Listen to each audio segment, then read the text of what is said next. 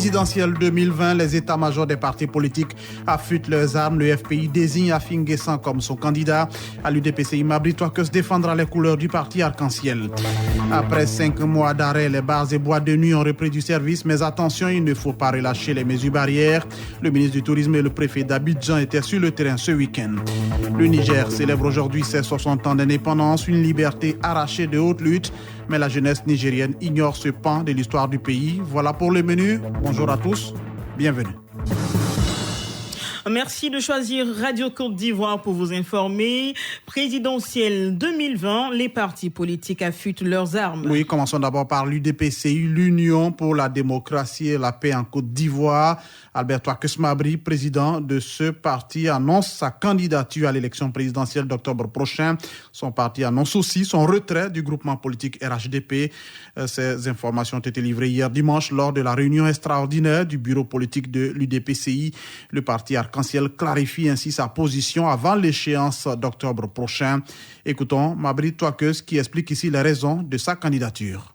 L'UDPCI vient de choisir son candidat. Nous avons déjà été candidats et évidemment, conformément à notre vision politique pour la Côte d'Ivoire qui s'appuie sur le libéralisme social, nous pensons que le moment est venu de faire l'offre à nouveau aux Ivoiriens, de nous donner la chance de gouverner ce pays pour consolider les bases de la paix, pour rassembler à nouveau les Ivoiriens, pour faire en sorte que nous nous ressentons dans une Côte d'Ivoire dont nous sommes fiers et qui soit un pays de gloire. C'est cela que nous sommes capables d'offrir à la Côte d'Ivoire et notre expérience et tout ce que nous avons apporté déjà au niveau de ce pays nous donne la garantie que la Côte d'Ivoire nous appelle et nous répondons à cet appel. Albert Touakeus Mabry, président de l'UDPCI. Au FPI, Pascal Afin Guessan défendra les couleurs du Front populaire ivoirien.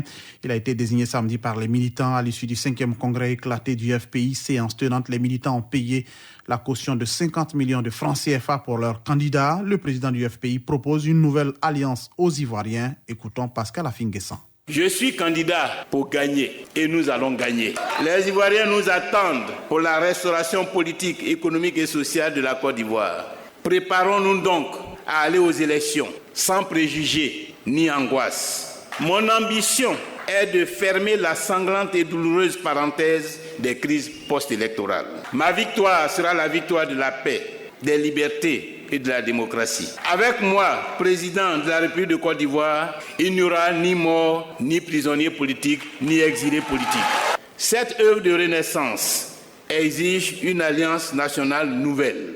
Notre vision, fonder une nation puissante, démocratique et écologique, unie dans sa diversité socio-culturelle, ouverte sur le monde et dont la prospérité est durable, assise sur une économie industrielle et diversifiée. Pascal Afin Guessan, président du Front populaire ivoirien. Puis pendant ce temps, la société civile plaide pour des élections apaisées. Oui, puisque nous sommes seulement à 3 mois de la présidentielle et que les tensions commencent à monter, les organisations de la société civile prêchent pour la cohésion et la paix. Le RIDH, le regroupement des acteurs ivoiriens des droits humains, vient d'organiser un atelier avec les leaders communautaires à Grand-Bassam. C'est la première étape d'une série de 27 ateliers à travers tout le pays. L'objectif est clair, créer les conditions d'une élection apaisée. Le projet est soutenu par l'Union européenne et la Fondation Konrad Adenauer. Tibor Siring est chargé du projet La paix par mois à la Fondation Konrad Adenauer. Ça fait quelques années que nous sommes en Côte d'Ivoire, à Abidjan. Ça fait déjà une dizaine d'années que nous travaillons en Côte d'Ivoire. Donc nous avons vu dans les derniers cycles électoraux qu'il y a toujours eu des conflits. Donc c'était juste naturel pour nous, avec notre partenaire le RIDH, qui a autant d'expérience dans le domaine des droits humains et des préventions de conflits, de s'engager à leur côté avec le cofinancement de l'Union européenne pour prévenir que des crises comme le passé l'a vu reviennent encore dans ce cycle électoral. Le ministre Samson Kambilé était devant le Sénat. Il est le ministre de la Justice et des Droits de l'Homme. Il était devant les sénateurs membres de la Commission des Affaires générales institutionnelles et des collectivités territoriales. Samson Kambilé a fait adopter à l'unanimité des sénateurs présents 4 projets de loi organiques. Il s'agit du projet de loi sur la Cour de cassation, un autre projet de loi sur le Conseil d'État et aussi le projet sur le parquet général. Sur l'intérêt de ces projets de loi, écoutons le ministre de la Justice et des Droits de l'Homme, Sansan Kambilé. La révision constitutionnelle du 19 mars 2020 a consacré l'érection de la Cour de cassation et du Conseil d'État en institution juridictionnelle, faisant de facto disparaître la Cour suprême. De sorte que dorénavant, on a 2 nouvelles institutions juridictionnelles représentatives du pouvoir judiciaire. Ce sont donc la Cour de cassation, qui est la plus haute juridiction de l'ordre judiciaire, et le Conseil d'État, la plus haute juridiction de l'ordre administratif. La disparition de la Cour suprême a conduit à la mise en place d'un parquet général près la Cour de cassation et le Conseil d'État en remplacement du parquet général près la Cour suprême, tel que cela existait par le passé. Il convient également d'indiquer que la création de 2 ordres de juridiction, l'ordre administratif et l'ordre judiciaire, pose le problème du règlement des conflits susceptibles de surgir entre ces 2 ordres de juridiction. Cela a donc conduit à la création du tribunal des conflits qui est composé paritairement par les magistrats de la Cour de cassation et par des magistrats du Conseil d'État. Sansan Kambilé, ministre de la Justice et des Droits de l'Homme. Les bars et boîtes de nuit ont repris du service. Oui, mais attention, cette reprise ne doit pas faire perdre de vue le respect des mesures barrières. C'est le message que le ministre du Tourisme accompagné du préfet d'Abidjan sont allés tous les 2 porter samedi nuit aux responsables de ces espaces. Siandou Fofana et Vincent Toby Irié étaient à la rue Princesse de Yopougon pour échanger avec le mouvement des gestionnaires des boîtes de nuit et bars. Dans l'ensemble, les mesures barrières sont respectées. C'est le constat fait par Siandou Fofana, ministre du Tourisme. Nous voyons que les mesures sont véritablement respectées et nous voudrions les inviter à redoubler d'ardeur afin de ne pas faiblir. Dans les échanges que nous avons eus, ils ont fait preuve de civisme et de compréhension à l'égard du gouvernement et que nul doute qu'ils feront en sorte que ces mesures soient respectées. Principalement pour ce qui concerne la rue Princesse, il est de notoriété que bien des choses ont été galvaudées sur le compte de la rue Princesse. Nous comptons sur ce mouvement responsable pour sensibiliser davantage tous les acteurs et les tenanciers de bars, de restaurants et de maquis et au-delà des boîtes de nuit.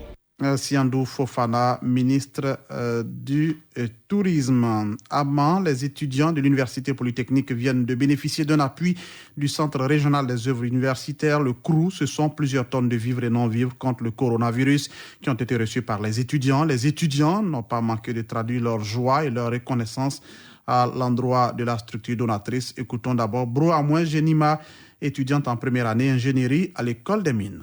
Je suis très flattée et très contente du geste de notre nouveau directeur du CROU qui vient tout juste de déposer ses valises dans nos locaux et nous sommes heureux du fait qu'il nous a apporté ses kits de protection contre la Covid-19. Nous lui disons merci. Elvis Franck Frindé, je suis en licence tronc commun biologie, géologie, mine. Nous allons faire bon usage de ce qu'ils nous ont donné.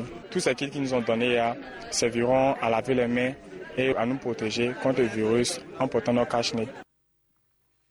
On va aller cette fois à Guibérois. Une structure de développement vient de voir le jour. Sa dénomination, le Conseil de développement et de la solidarité de Grand Guibérois.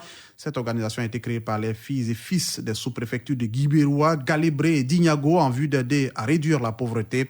Ce Conseil de développement et de la solidarité de Grand Guibérois se propose d'appuyer les mutuelles de développement des 3 sous-préfectures dans leurs actions de développement. La présidente Colette Pelot invite les élus et cadres de Gagnois à adhérer à cette organisation.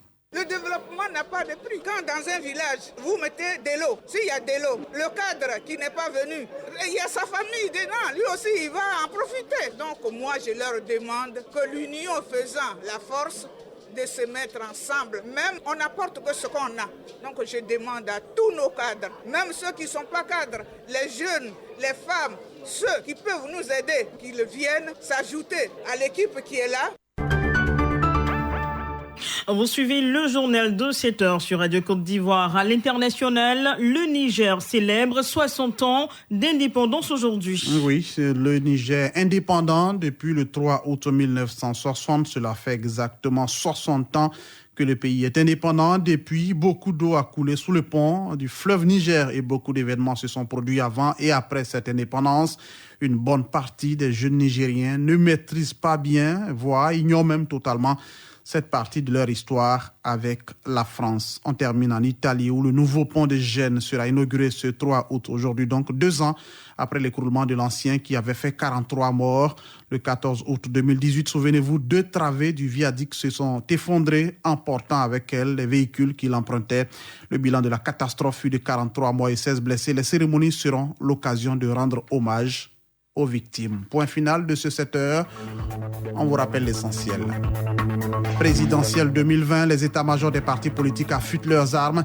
Le FPI désigne Afin Guessan comme son candidat. À l'UDPCI, Mabry Touaque se défendra les couleurs du parti arc-en-ciel. Et puis on l'a dit, après 5 mois d'arrêt, les bases et boîtes de nuit ont repris du service. Mais attention, il ne faut pas relâcher les mesures barrières. Le ministre du Tourisme et le préfet d'Abidjan étaient sur le terrain ce week-end.